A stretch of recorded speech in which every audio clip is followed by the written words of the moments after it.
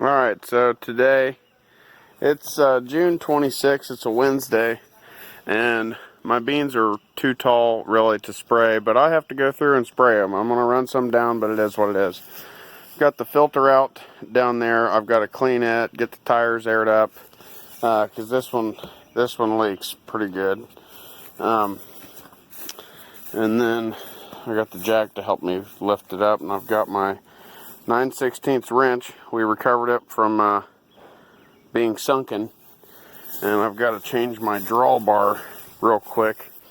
There's an out position, which is where it is now, which most of the time when I run PTO equipment, I want it out. It keeps my drive shaft from binding too bad. And then, well, the way this works, if you can see through the weeds here, this pump pretty much sits right over top of where the drawbar is. So obviously, you know, that can't be all the way out here. So let's go under the tractor and get that switched around real quick.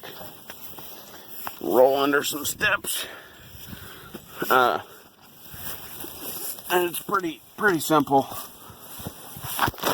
It used to be a lot easier before I put the steps on the tractor. And I need to get a new one of these pins, and you'll see why here in a second. So basically you take this little thing here out, a clamp holder, bobber. We set him where we can find him, usually someplace close to my head. And you kind of give this a wiggle, and the pin falls out. Now this pin, if it'll focus, maybe, well, it's not, there it goes. Yeah, it's definitely got some wear. I don't think it's close to shearing off by any means, but I always put it with the worn side forward because it pulls back on it, and somehow it always finds its way back to there. But anyway, then here's our other hole. Do not slide that too fast, because that bar has a lot of weight, and I've got my finger stuck right there before, and that's never any fun. Let's see, we're about lined up there. I'll try to do this one-handed, or there we go. Yeah, now I just push back on it to hold the pin while I get my little doodad and put them back in here. Alright, now let me get these tires aired up. I'll spray that filter out and get back with you shortly. Side note, while the little tiny air compressor fills up to fill those tires up, we did get the electric fence up. I'm pretty much gonna say I'm dissatisfied with it. Because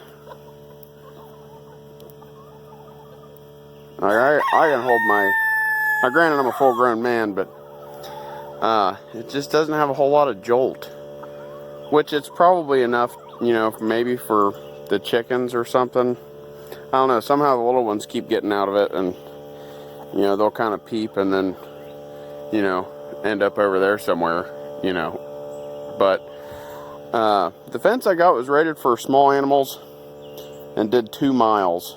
And I used the poly stuff, like horse tape, I guess they call that, electric fence for horses, because I didn't want to jolt the birds real bad. You know, they are my wife's birds, but anyways, maybe try to keep them protected a little bit. And there's Dipper and Dapper, and another little one that decided to get out. I'm not sure which one's Dipper and which one's Dapper, but I tell you what, they're getting pretty big and goofy looking. That one has a green bill. First I thought it was from them eating all the junk out of that little pool, but it's not the case. Yeah, and with that little tiny 1-gallon air compressor over there, it seems like it takes 100 times to get these tires pumped up. I did have water in this before, which it's kind of dripping out since this tire is getting pumped up. I was going to spray a few weeks ago, and thought I was going to have enough time. Yeah, we're still going to have to go a little bit on that. I thought I was going to have enough time. So I went ahead and filled the sprayer up. Didn't put any chemicals in it, but you can see the water line, and I'm not very happy about that. I haven't looked inside of it. All I did was drain it. Let's take a peek. When I drained it, it was just water, no chemicals. Oh yeah, that's what you want in your sprayer. See, all that nasty crap's gonna have to be cleaned out. Pretty much just smells like a pond. When I said that it smelled like a pond, I totally lied. You know what it smells like? If you've ever been catfishing and bought bait from a bait shop, like live bait, it smells like the water that all those fish are kept in. It's terrible. Don't know if I'm going to get it all cleaned out or not, but short of somehow scrubbing it or putting a pressure washer in there, which my luck, I'd blow the tank apart. Because it's old and sits out in the sun. But at least if I can get all the big stuff out to where it doesn't clog up my filter, maybe we'll be alright. Alright, so we got it for the most part cleaned out. We're waiting on our little tiny air compressor for about the millionth time. Got this hooked up, and you see what I'm talking about with the drawbar having to be farther in, because there's my PTO pump. And then this right here is what keeps the pump from spinning. Some of them have a bar that bolts back here, and you can hook to your 3-point kinda or something like that. This one just has a little chain, which I don't mind. It's the way it was when I got it. This is a glove and my little anti-rub deal. I haven't used it, so I put that on there. Basically, when I was going over the sprayer, first getting it pulled from across the road a few weeks ago, whenever I was supposed to spray, I was just going over it, checking it out, making sure everything was good on it, and I found a little flat spot there. And this hose, I'm not going to bend it too much. Maybe you can see. Well, there we go. Yeah, see all those cracks in the green? This hose is pretty well shot. If you bend it too much, it'll start leaking. But for no more than I got to do, it'll do for now. Alright, well, let's see if we can get some more air put in this thing. So I got it filling up now. You can kind of see the blue. We're almost at 20 gallons. I've got 3 1/4 acres I'm going to be spraying. It was about 4, but I cut some headlands in, and basically my I have a acre meter on the grain drill over there, and that said 3 1/4 acre. I didn't think I cut that much out, but if you think about it, it's a big L shape, and you'll see it when I'm spraying. It makes sense, I guess.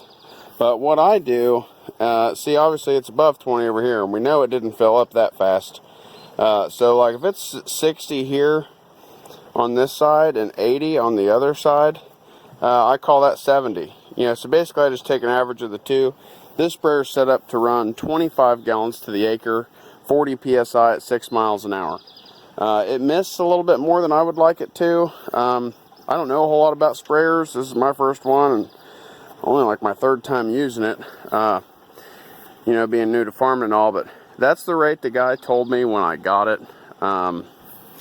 He said 40 psi, 6 miles an hour, 25 gallons to the acre. And it's been pretty accurate, at least the other times I've used it. If you run with that, that's, you know, you're usually about out of chemical. So I've already got my ammonium sulfate surfactant in there. It's liquid. It's not a soluble powder or anything like that.